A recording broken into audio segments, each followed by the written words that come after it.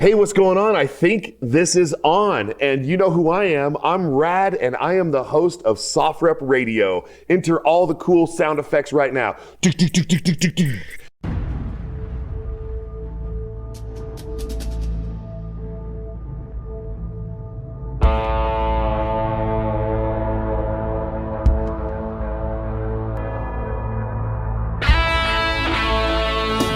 force. If it doesn't work, you're just not using enough. You're listening to SOFREP Radio. Special Operations Military News and straight talk with the guys in the community.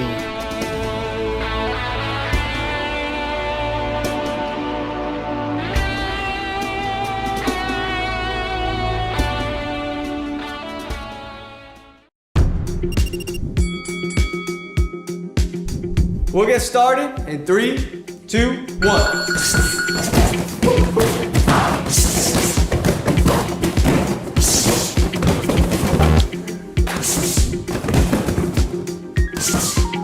I think that's it. It's out. That's 12 seconds. That's enough. All right, well, that's it. The ultimate test. You can see that the fight camp bag is clearly the winner, and it can clearly take punches from one of the hardest punches of all time. But of course, fight camp is more than just a bag. Thousands of on-demand workouts, punch tracking technology that allows you to compete with other people, expert trainers that guide you and motivate you through these workouts. When you get fight camp, you get a whole system. If you want to learn more about fight camp, go to joinfightcamp.com.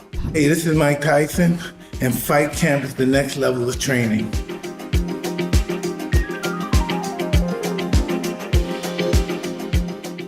All right, hey, what's going on? But first, before I introduce you to my guest, who you already know because you can click the link, but before I say who it is, I want to tell you about the merch store. So if you can go check out the sofrep.com/merch, go check out our branded items, shirts, mugs, hats, all those different things. I think there's like a Zippo. Go check it out. We really appreciate your support. It helps to keep the fireplace going.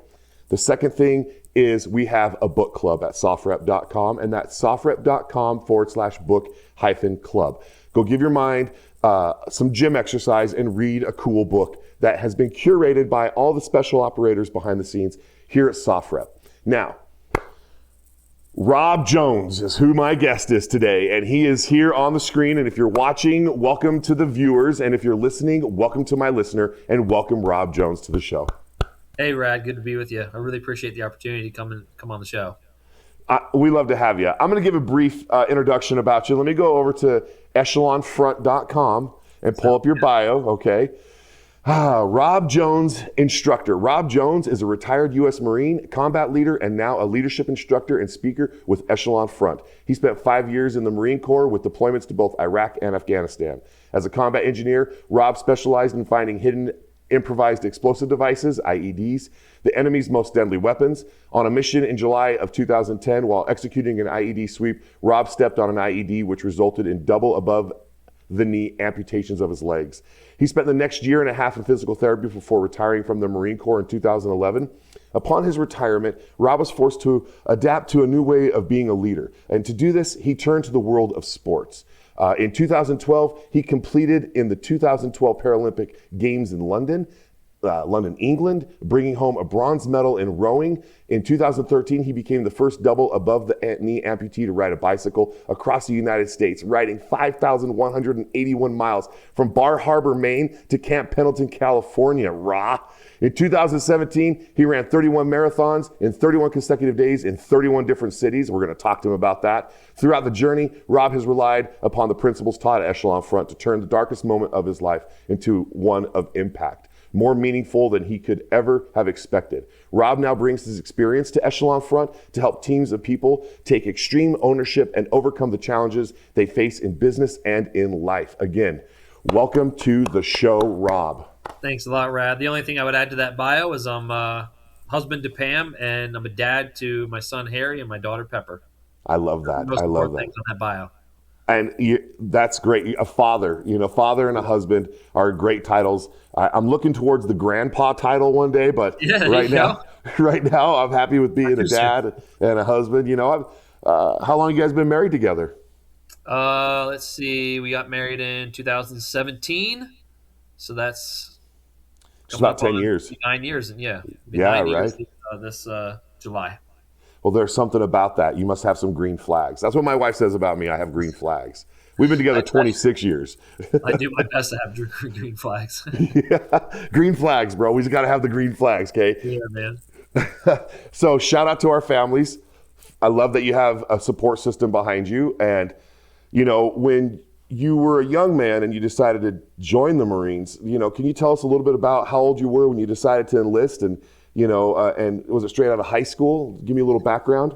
No, I was a junior in college. I was 20 years old, and I wasn't doing well in college. I originally went to Virginia Tech for computer science. I wanted to be a video game programmer, and unfortunately, I did not work hard enough to be I played too many video games, to be honest with you, and I didn't spend enough time learning how to program them. And so I was not doing well in college, and I kind of realized that something needed to change in my life. So I changed my major, ended up joining the Marine Corps because a buddy of mine had joined the year before. And I think I realized that what I was missing in my life were courage, selflessness, and just some sort of a brotherhood that I need to be a part of. And I figured joining the Marine Corps would be the way to get all those things. And so that's what I did, joined the Marine Corps, finished my last year in college, and then started deploying.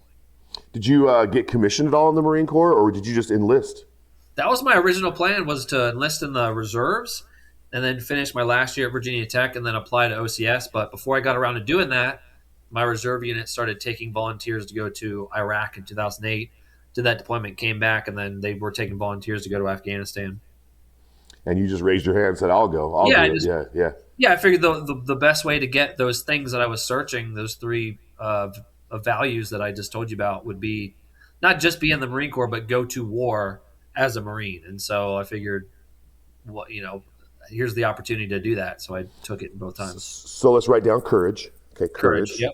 Okay, that was courage to do that. It took a courageous individual to say, I'll go to the war. Yeah, It takes a courageous individual to step into the recruiter's career counselor at your local military branch. And it takes courage to step into their office and say, do I want the Army, Navy, Air Force, or Marines? It depends on who's not back from lunch yet, is from what I've gathered. Most guys. I went there with the intention to join the Marine Corps, and the Marine Corps recruiter was not there. Yeah. The Air Force recruiter tried to talk me into the Air Force, but I said, just tell me when tell the Marine Corps recruiter I was here and tell him to give me a call. Oh, he's just at lunch. It's just that's got to be a thing, because I hear this all the time. People are like, I went to join the Army, and they were out to lunch, but the Navy's like, come here. Yeah, that can happen. I think that does happen sometimes. But me, I wanted Marine Corps. That's all I wanted, and I think all the other recruiters could tell. So they said, we'll let them know. I sense the spirit of Chesty Polar coming through you, bro. Yeah, I wish. Yeah, maybe a little bit of that spirit, but yeah. That's great. So the Marine Corps are, hard chargers. You guys are the blade's sharpened tip on the blade. You guys are like what cuts. That's what they say, on the spear. Yeah. Yeah, I completely. We need you. We need the Marines. The Marines have to do the things they do, right? And well, everybody needs it. We need everybody that's in the military, but there's a certain role for the Marine Corps. That's for sure. Someone's got to break the piñata, and I feel like that's the Marine Corps, though, okay? It's like, can someone please crack this thing open? And they're like, no problem. And so, somebody's got to be the first in. That's true. When you went to Iraq, or was it Afghanistan, which was the first deployment that you went to? I did Iraq first in 2008 to Habbaniyah. Habbaniyah. And how long was that for? That was 7 months, and that was in 2008. So Iraq was starting to was kind of in the middle of or at the end of the surge. So things were settling down in Iraq a little bit. And so for us there, most of our job was finding weapons caches that had been left behind by Al-Qaeda.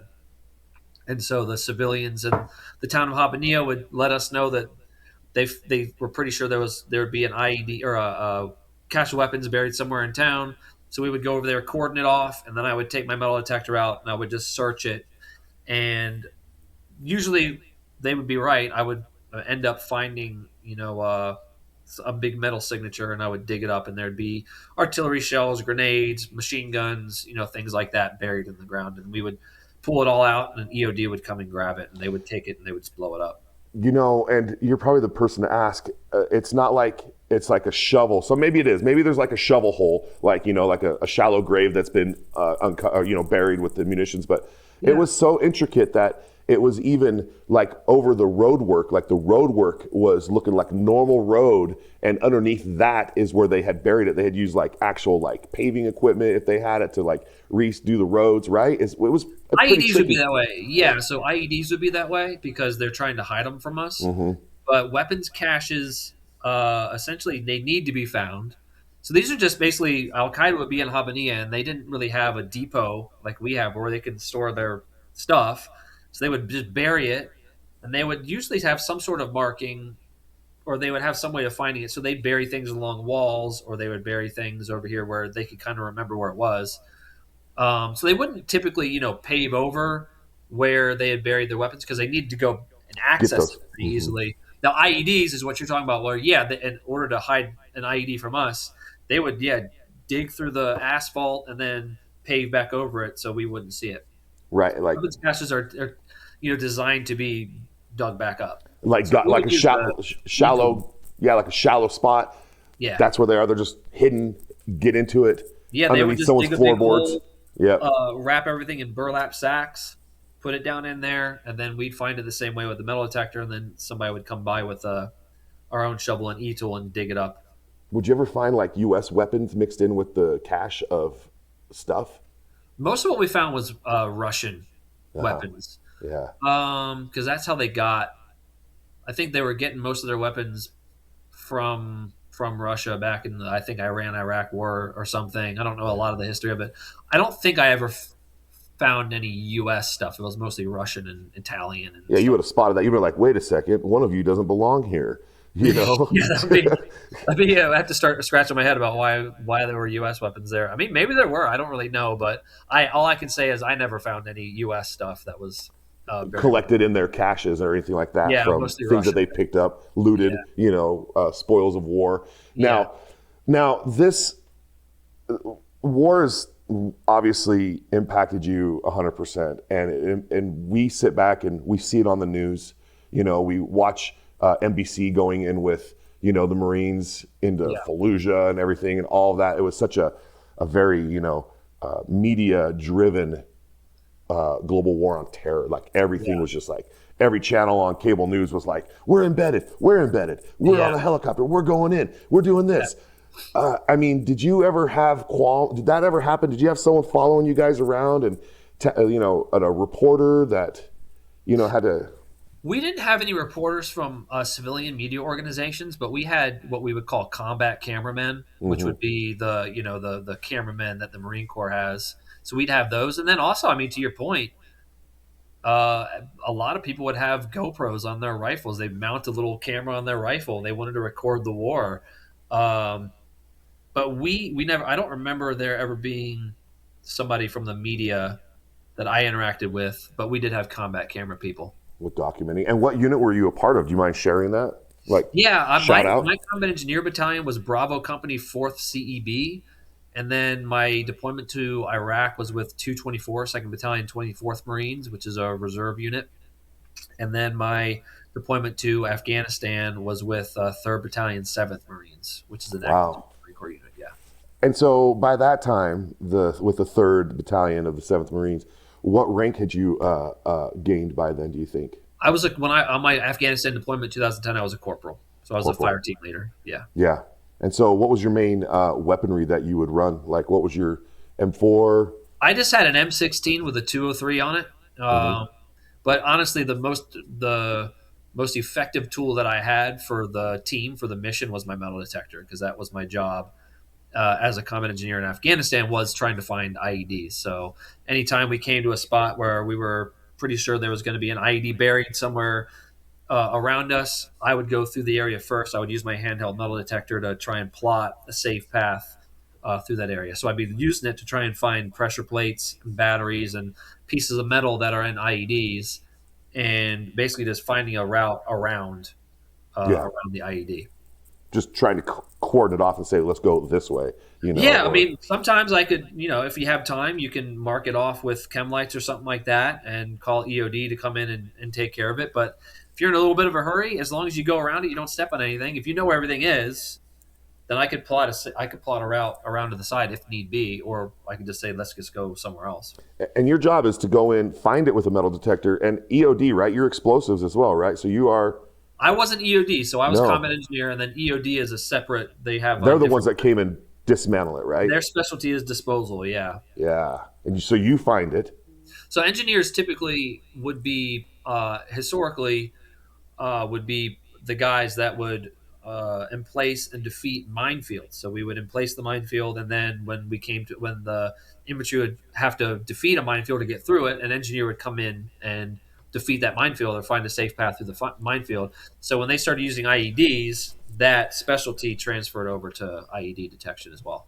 So what is the tracked vehicle that goes and it shoots out like a huge long charge of some sort, and then it drops like maybe 100 yards out from that vehicle and blows everything up? What is that called? That's called an assault breacher vehicle. So what that does, that thing that you just that rocket, it's called a line charge.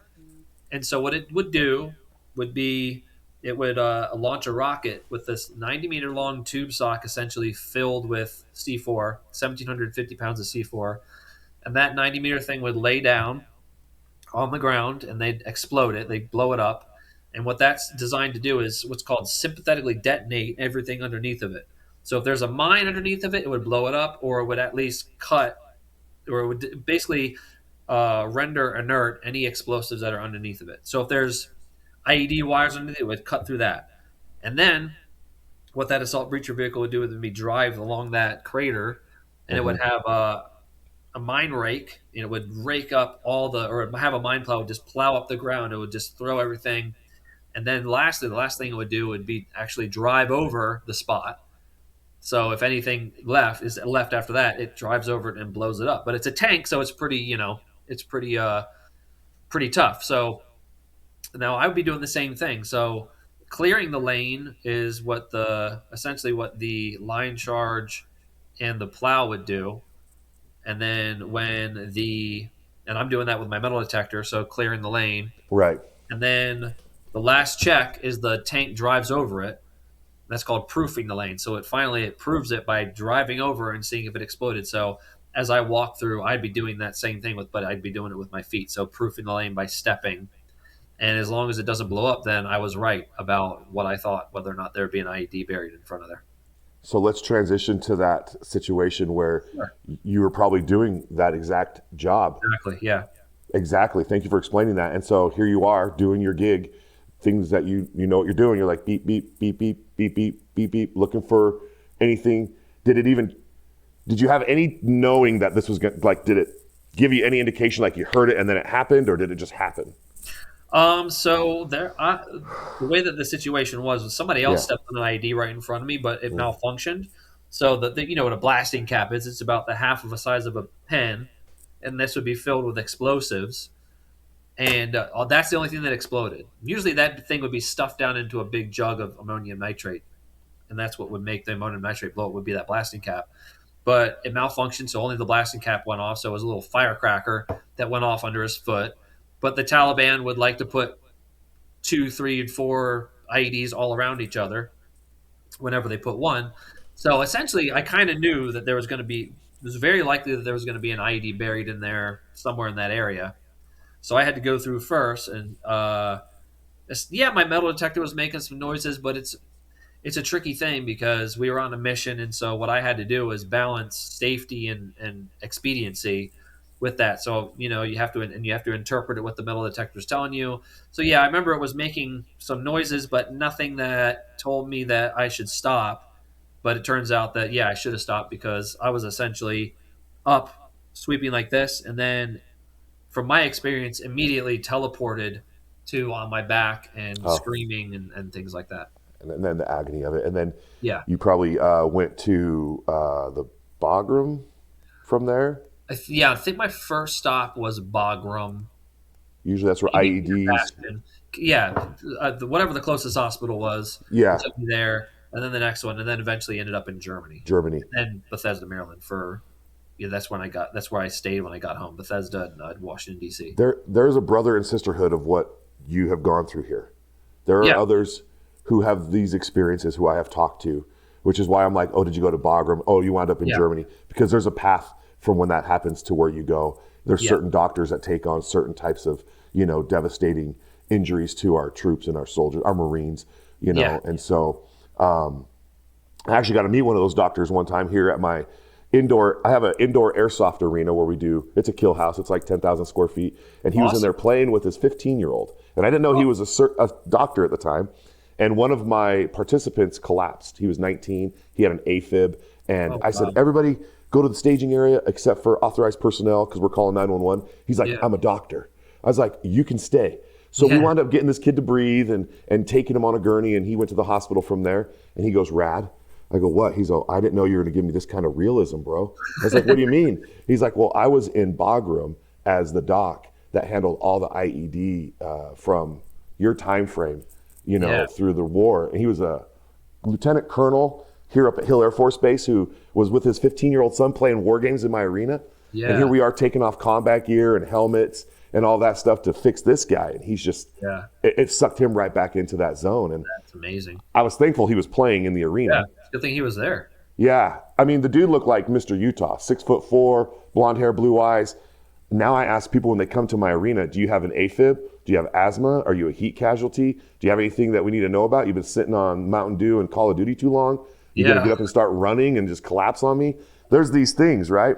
But to hear from him, how he works with Marines like you or anybody that comes through, the compassion he had. I just know that that's what was given to you. So it's hard to say. I don't have a magic wand, to say here's Yeah. everything back. But I think you've proven to us with your courage and your tenacity and your never give up to push forward. And you found like recreational therapy through sports, and that sports have led you. I'm talking to an Olympian. I'm talking to a bronze medal Team USA a champion. You don't get to do that every single day. I don't get it. The last person I talked to who ran like 27 marathons in a row, he was an escort for the John Deere daughter, and she wanted to run all these marathons back in the day, and he was a Green Beret, and he could run, and he was attached to her detail, and so they ran 27 marathons in 27 days. Oh, And fantastic. I was like, Lauren, how? He's like, I just woke up and put my shoes on. And I was like, bro,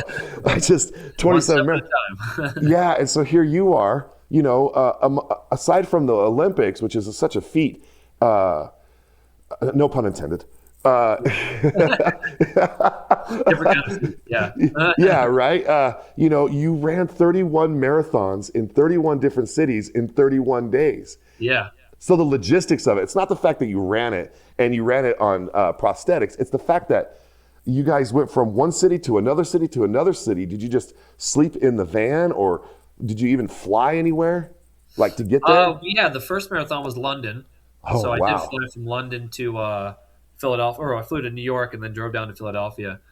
But it was possible because I only lost a couple hours because it's a 7-hour flight and a 5-hour time difference. So, but that's the only flight that I took. And then, it would just be wake up in the morning, put my legs on instead of put my shoes on. So put my legs on, Yeah. run, and then finish, get in the RV and drive to the next city, and then wake up the next morning. And So you most just of the plotted, cities you were plotted the east. whole thing. You just plotted the whole thing, just like, okay, here's how we go. We go from London to Philly, and then from Philly to New York. New York, and Yeah. then just consistently just hit all these Chicago. You did all these. And just tried to make sure that there was enough time in the day for me to run the marathon and then drive to the next place. The longest drive was, I probably should have made a stop in between, but the longest drive was Salt Lake to Seattle, which was 14 hours. So Yeah, it basically, is. we pulled in right as I needed to wake up and start running, and so that was the closest one. But most of the drives were about 6 to 8 hours. What was the why am I doing this? There was a moment when you're like, oh man, I am just wasted.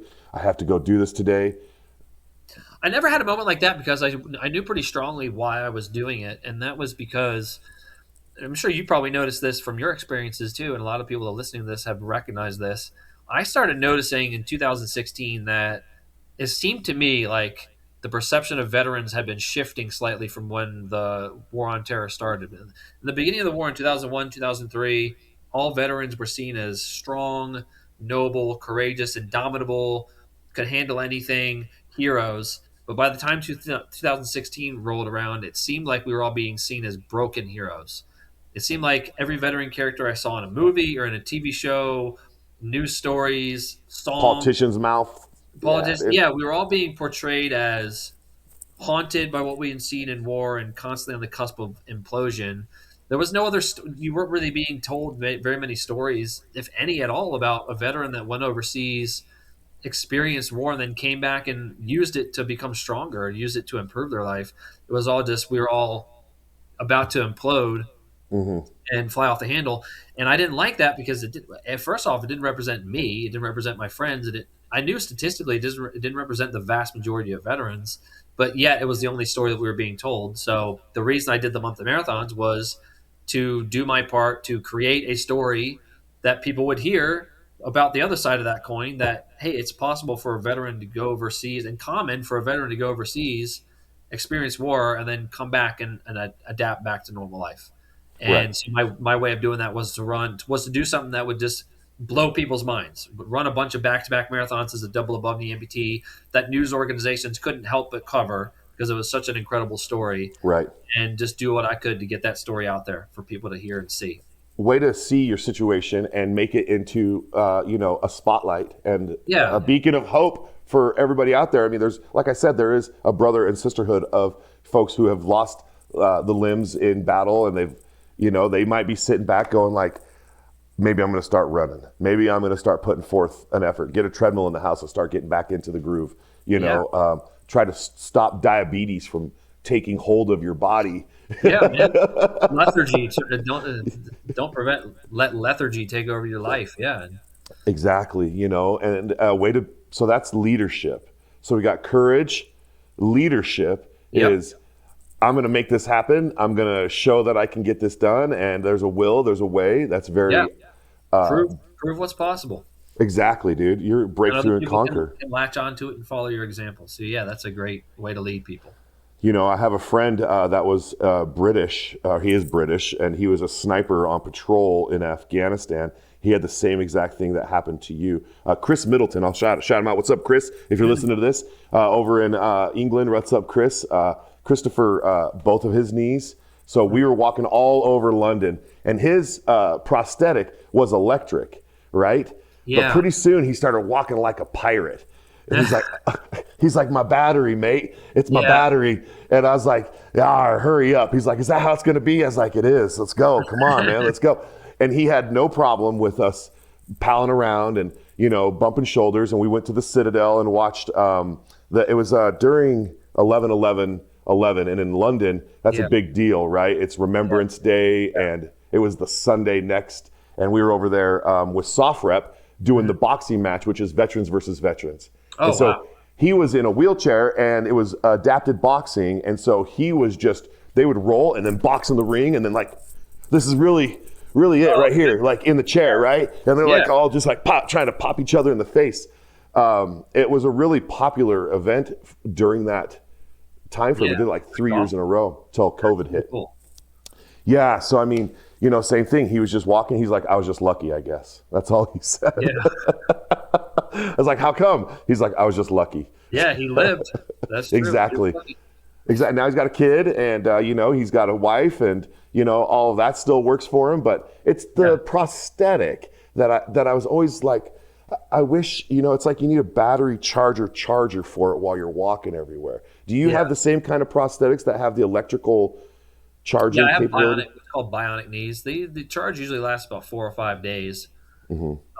But it happens sometimes where I'll forget to charge it, or you're like, I'm good. Walking so much that it runs out of battery, or maybe there's some sort of a software fault in it and it malfunctions or something. But what it does is it locks out, so you gotta pirate limp it until you get to it. Yeah, man, that happens sometimes. It does, right? And I'm glad we could smile about it. I love that your demeanor is totally awesome, and you gotta be able to laugh at yourself.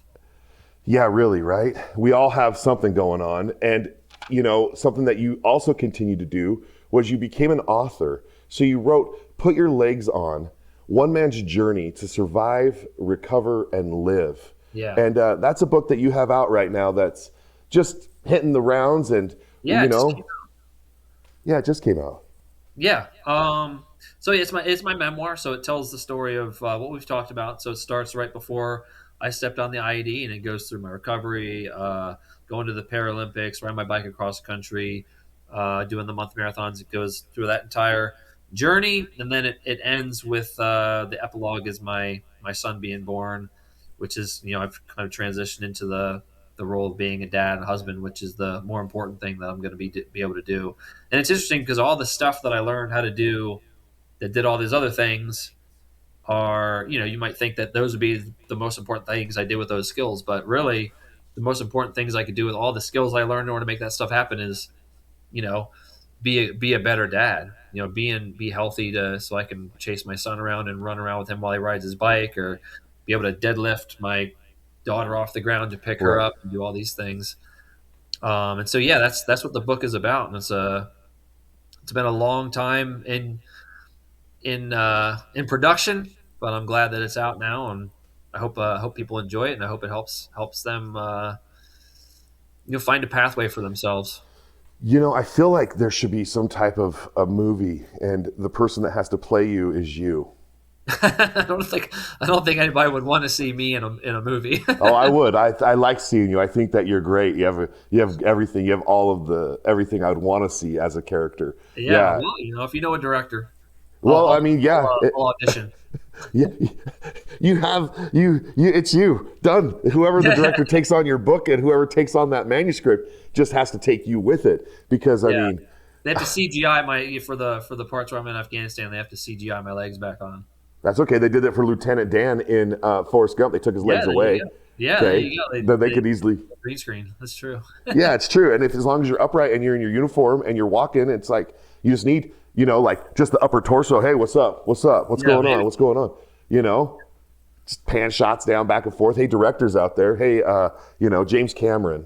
Yeah, You know. Martin Scorsese, if you're watching this. Oh, Martin Scorsese. That's who you called out right there. Let's go. Let's Well, go, let's see right? if he answers Oh, the man. call. I don't know. Or my buddy that helps direct on Avatar, Jonathan. Oh, yeah, there you go. Jonathan. Come on, he Jonathan, just, what's up? dude, I know that he just had a huge release, a 3-hour 17 movie just released. He's the director of all the CGI on Avatar. Ooh, So, man. yeah. So, A I mean, lot. like, Basically the whole movie. He basically directed that movie. really, yeah, it goes James Cameron and then him. Yeah. Yeah. So, I mean, like, who knows who, right? It's like, hey, Yeah. small world here at SOFREP. Crazy. We need somebody that's going to be good at CGI too. Exactly. Now, the bike riding, okay? I love to snowboard, but that's really getting a ride on a lift up the mountain, and then I get to go down the mountain with Yeah, gravity. true. You're like, I'm going to put my body through the paces. I'm going to make sure my spine still works. I'm going to make sure that I can, grab my water bottle from out underneath and drink it, or from my, Yeah. like, a bike's not very comfortable for me anyways, but you're sitting here going 5,000 miles on it from one side of the country to Camp Pendleton. Yeah. Bar Harbor, Maine to Pendleton. Jeez.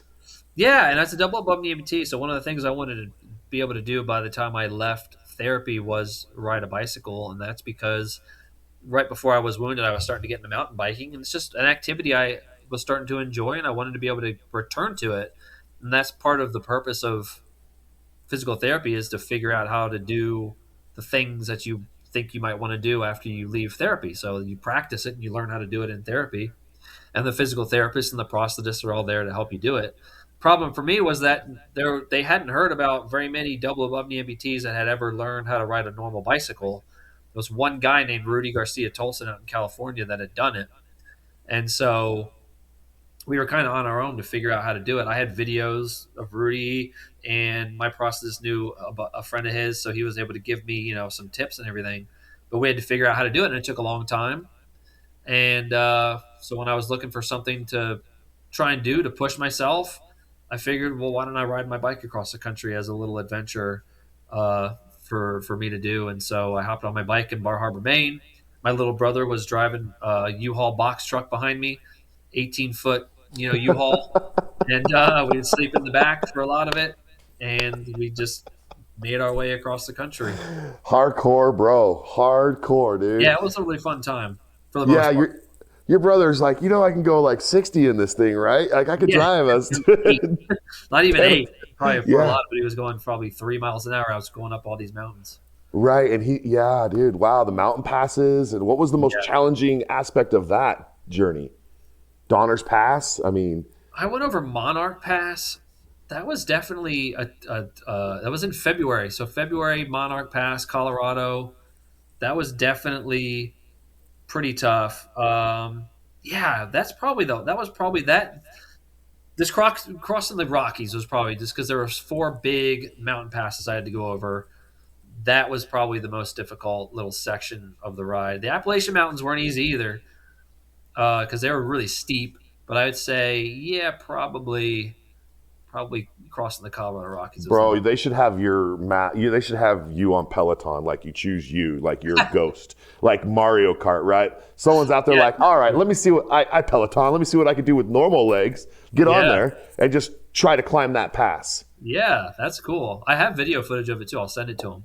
Oh yeah, exactly. See, so I mean, if you're out there and you want to, dude, crazy. I mean, I see people riding up Brighton's Big Cottonwood Canyon here in Salt Lake City. That's where I'm out of, and Oh, they're yeah, always they're always like training going up that canyon, to get that lung and that altitude of 12,000 feet. You know, every time I see someone riding their bikes up there, I'm just like, all right, go get it.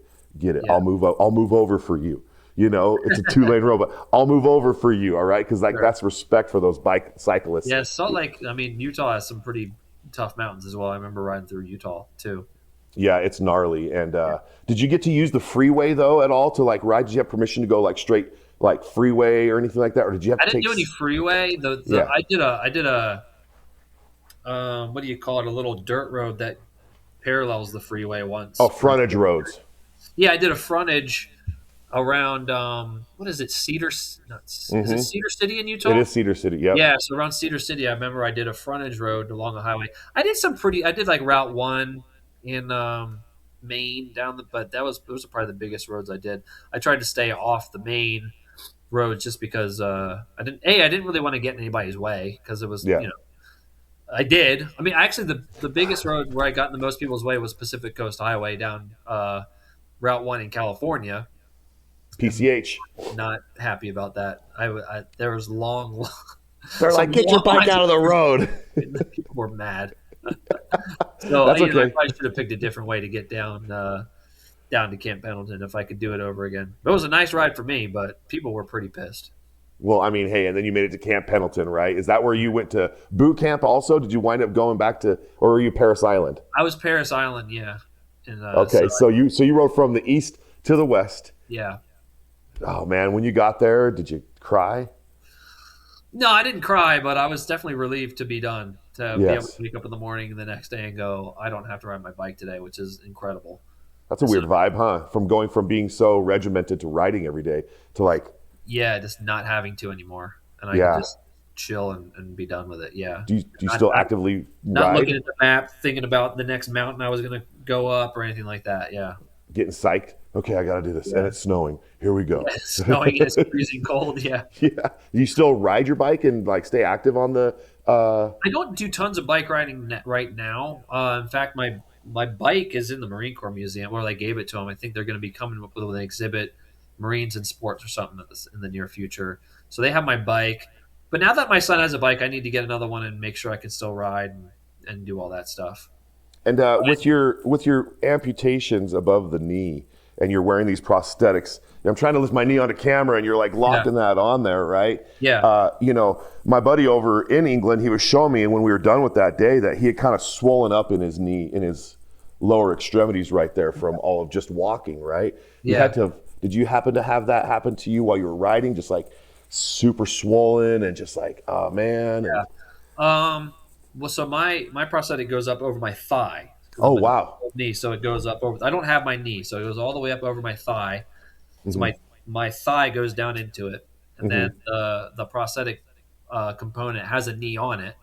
But yeah, so as I pedal, the socket would move over top of my human limb, and that causes friction, and friction causes blisters and reactions in your body. So yeah, for a lot of the ride, I had blisters and just pockets of fluid on various parts. But I would lubricate as much as I could, but that just friction over time would just cause pockets of fluid and blisters and things.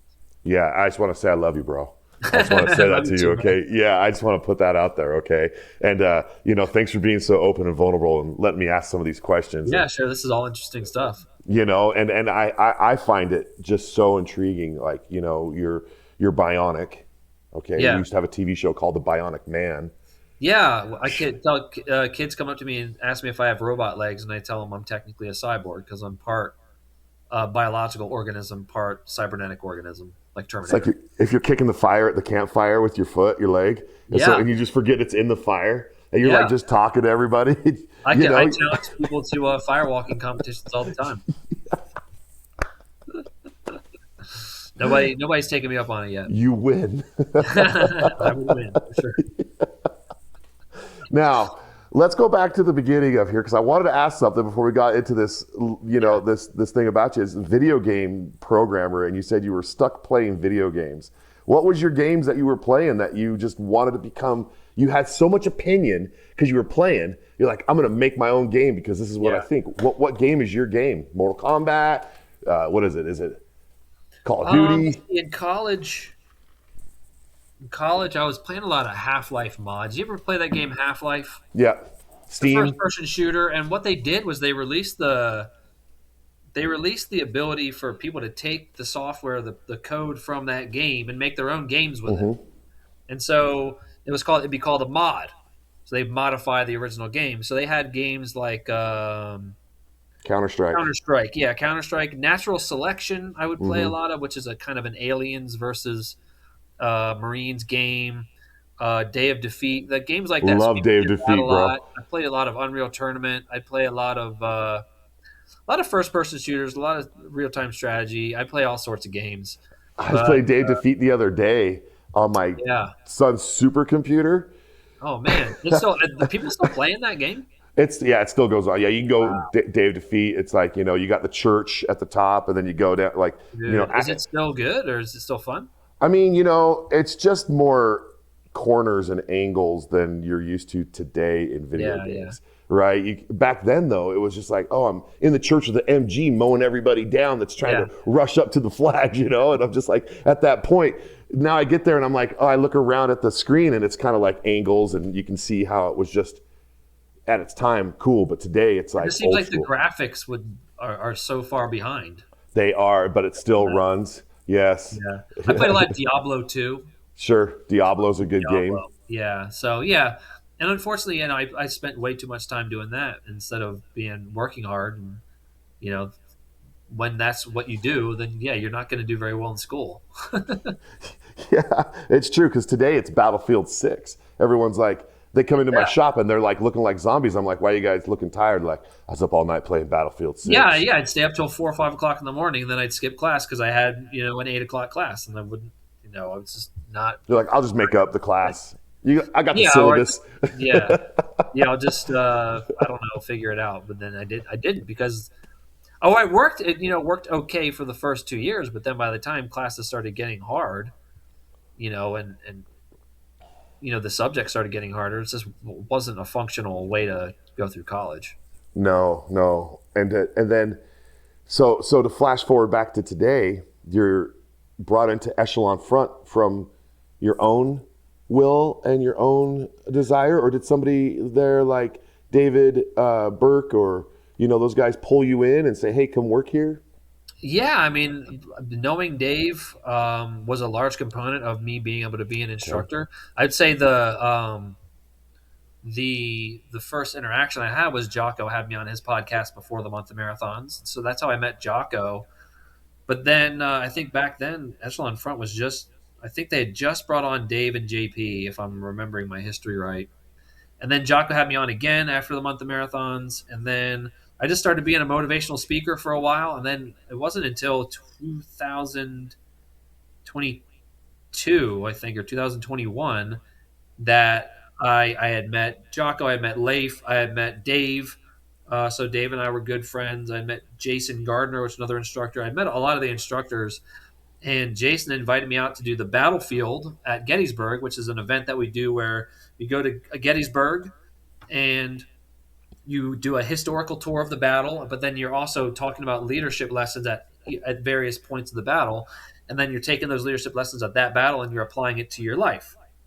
And so Jason invited me out to that, and I was just applying all the lessons to my motivational speaking career that I was doing, which was kind of, it was going okay, but it wasn't, I wasn't taking off or anything. It was doing all right.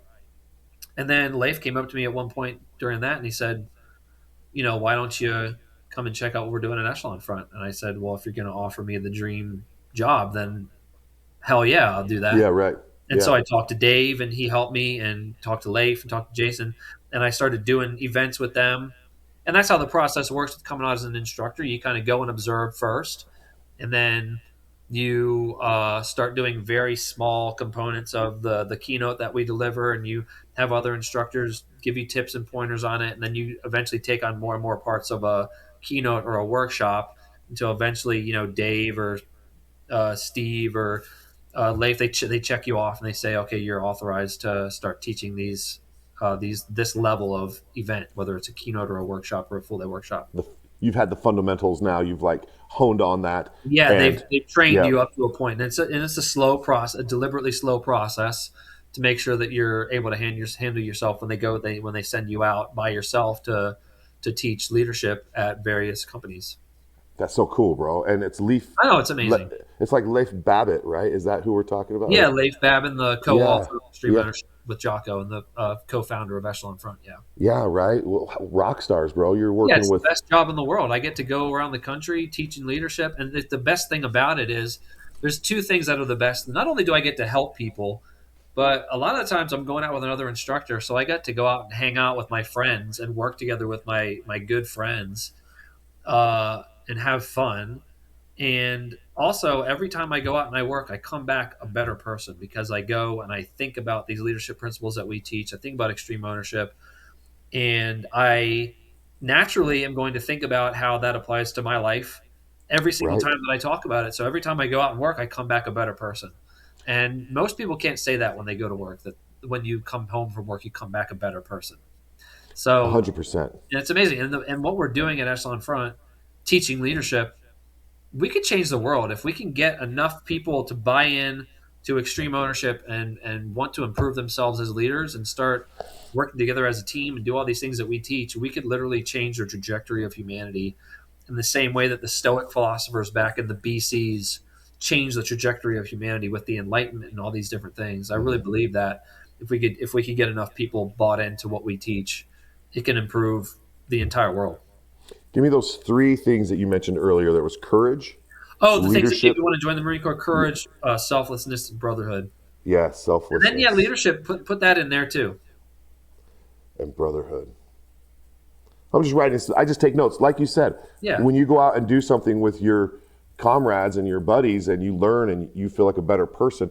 I'm the same way after these episodes. Each of my people, like when I got to interview David, and after I got done talking to him, I felt like I had maybe evolved a little bit. I call it a cocoon phase, where you go in like a caterpillar, you cocoon yourself, and then you come out with a butterfly, wings, and all these colors. That's the new you, right? Yeah. And each one of these episodes, when I talk to somebody that's really enlightening on my own mentality, I just want to say thanks for taking the time to be on the show. And I always like to become a better person, bro. Yeah, it's true. well, you're doing that.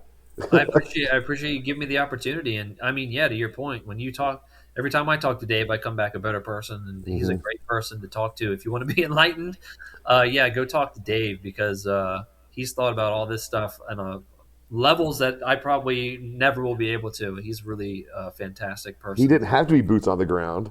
He could have stayed a pilot in the cockpit. He could have, yeah. He could have just stayed up in the air all the time. But he's like, you know what? The most dangerous place on the entire planet. And so, with one of the most hard-hitting teams, Bruiser, with Jocko and Leif, where he attached to them. Yeah, so I know. My wife calls it invisible strings. It's like, how her and I met were invisible strings through parents and things like that. And, I think you don't plan on it, but here you all are, these invisible strings. Yeah, I think a couple of the parallels between my story and Dave's story, besides both of us being Marines, is that one of the things I noticed when I read his book and just from knowing him is that at all these different parts of his life, he just did what he thought was the right thing. He did the right thing for the right reasons, and that's why he volunteered to be a FAC, and that's why he volunteered for all these different things. He was just trying to do the right thing from what he could figure was the right thing. And then as a result of that, opportunities came his way that were great for him as well, but also great for the world. And so I kind of think that I see that a little bit in my own story, where I just tried to do what I thought was right, and then now it ended up with me being, here at Echelon Front, which is exactly where I want to be in terms of my career and being able to do something, outside of my family that is going to help change the world. So just do the right things for the right reasons, and good things will come your way, man. 100%. Yeah. Let's segue on that real quick about Okay. Echelon Front. Okay, so tell my listener, my viewer, if there's just one person watching this, tell them why Echelon Front is Echelon Front. Can you give me just like a quick breakdown on what you guys can provide to them, or how they can incorporate Echelon Front into their daily? Yeah, so what Jocko and Leif and Dave learned in the Battle of Ramadi is that leadership is the most important thing, is the most important factor in your life. They learned that through their experiences overseas in the Battle of Ramadi. When they came back, they recognized that all the problems that people were facing, that they had in their personal lives, and all the problems that they saw that people really could be solved through leadership. And the way what I mean by that is the way that you interact with the other people that are involved in your life, involved in all these problems in your life. The way that you interact with them is what solves the problem, because objects and technology, that's not what solves problems. Human beings solve problems. Human beings accomplish things. And the way that you interact with other human beings is either going to accomplish your mission and solve problems, or it's going to make you fail, and it's going to create problems. So the reason that we say leadership is the solution to all of our problems is because all of our problems involve other people, and the way that we interact with those other people is what gets the job done. And so what we do is we go out and we teach people, or we try and teach people that all of your problems are leadership problems, and we teach you how to interact with other people in such a way that those problems will get solved. I And so love that's that. what we teach you the skills of leadership. We teach you the skills of how to interact with other people so that you can solve your problems and help everybody around you accomplish their mission in life. Not just you, but everybody. Well, who would want to reach out to Echelon Front? Who would you want to have you? What kind of, is it organizations? Are they corporate? Is it small mom and pops? Like, where do you guys? Yeah, please. In terms of a workshop, so Yes. a workshop costs money, so you got to bring us out and fund the workshop. But we have all sorts of, so that'd be businesses, organizations tend to do workshops and keynotes and that kind of thing. We have all sorts of opportunities, because you don't have to, it's not just stuff that applies to work. It applies in your home life. It applies in every aspect of your lives. So everything that we teach applies to the individual as well. It applies to you. It applies to a person in the military. It applies to a police officer, a person in business. It applies to a stay-at-home mom, a stay-at-home dad. It applies to every single person. So any single person would want to learn the skills that we teach. So, but we teach workshops. We do a muster, which is a conference that you can buy a ticket to. It's 1,000 people. We teach everything that we teach over the course of 2 days.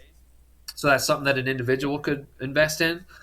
We have an online academy where people can learn the stuff that we teach in a virtual setting. We have Battlefield, which I told you about. We have FTX, which is kind of like what you're doing with you do War airsoft. games? Yeah. Yeah, with your war game, it's like a war game, but after you do the laser tag mission, you come back and you debrief and you talk about the leadership lessons that you could have learned. So we have all sorts of opportunities where an individual could invest money and learn the skills that we teach as well.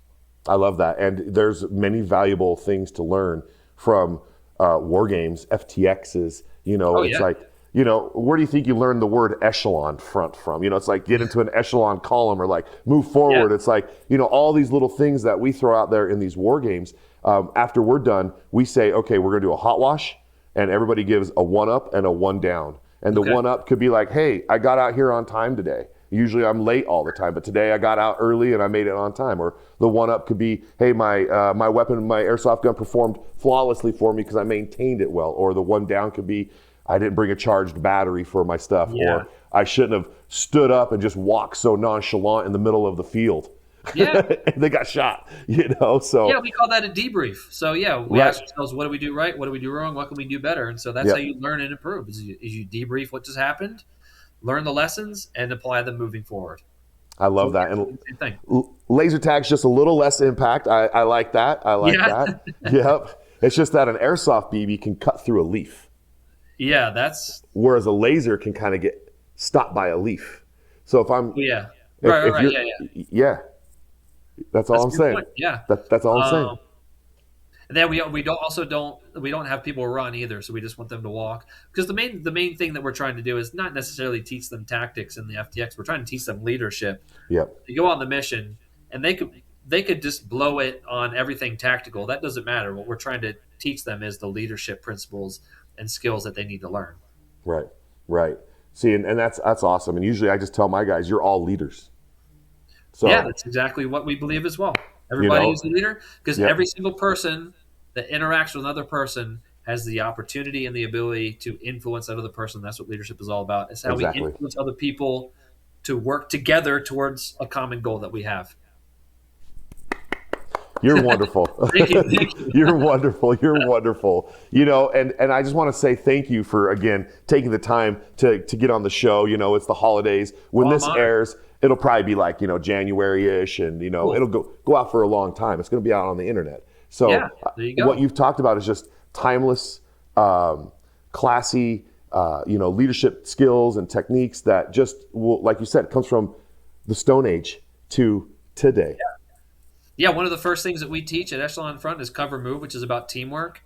Yep. And to your point, you go and look at a cave drawing back from the BCs before we were even speaking, English, and you go and you see it's a mammoth, and then there's a bunch of guys around the mammoth with the spears. What are they doing? They're doing teamwork. So Yes, exactly. teamwork is what has gotten human beings all the way from there to where we are now, and that is the first thing that we teach. When we teach the skills of leadership. It's called cover move, and it's about teamwork. It's about how I love to work that. together as a team. I love that, and I hope to one day attend a muster or learn more about Echelon Front and that lifestyle, and Yeah, gain. man, we'll have you out to a muster. Oh yeah, glean Yeah, off of you yeah. guys. Next Oh, one's you in do. April in Nashville. Oh, You get with Dave, and we'll get you out to a muster. that would be really just something to glean off of you all, right? And just Yeah. to be in that room, and all the other individuals there want to have that same process, and so you have like just probably a very cohesive environment where everyone's just like wanting to show the utmost respect for the leadership and the cadre, and I have my own expectations of everybody, and it's the highest level, and so I just want them to always be the highest expectations, and of what I have of them. They may not have those expectations, but I do, and so I just think that you guys are doing a great thing, and you're helping the veterans out there who are listening to this, watching this, and they're seeing you, and you're persevering, and you've taken yourself to the next cocoon phase, and you're just this really great, colorful butterfly, bro, that everyone just wants to like look at, and like, oh, look at that butterfly, It's so cool, bro. You're awesome, Rob, and the fact that you put your memoirs into a book, your story, and that you always talk about it. Doesn't go unnoticed. Yeah, Okay. thank you. Right. And I am grateful for you for talking to me about that and letting us into your life and just being vulnerable. I find that to be something that is just a good quality. I just want you to know that. And I love that you're a father, you're a wife and kids, and Penny and Pepper, and am I saying that right? Pepper, yeah, Pepper. Pepper, yeah. and your wife, and you wrote your book called Put Your Legs On, One Man's Journey to Survive, Recover, Live. Rob Jones, United States Marine Corps. Thank you for being on our show today. Thanks a lot, Brad. I really appreciate you talking to me. It's been a great time.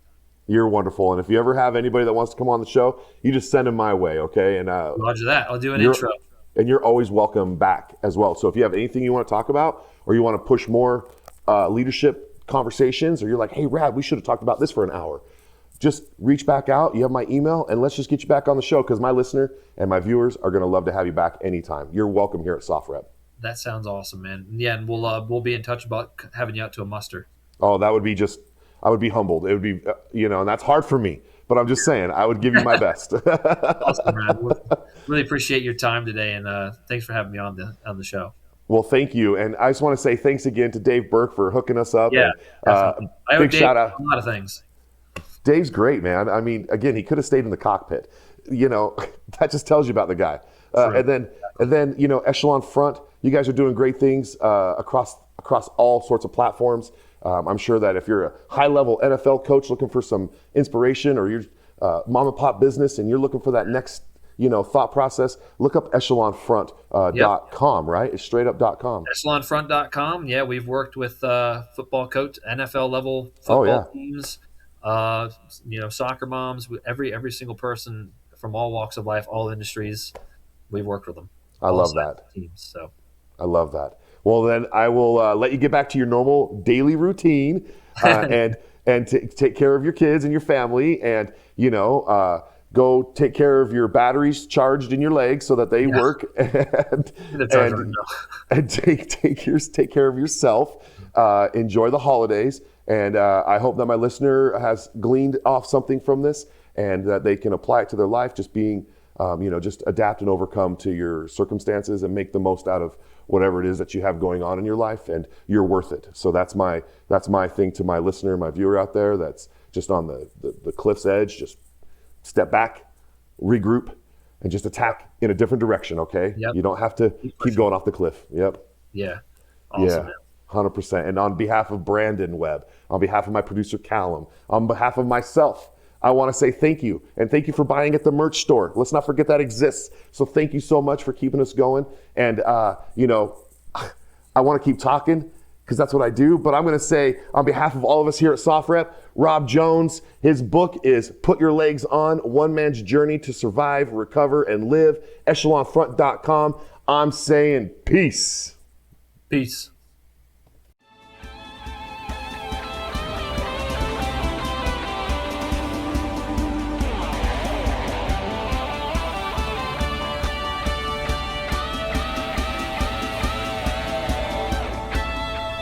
You've been listening to SOFREP Radio.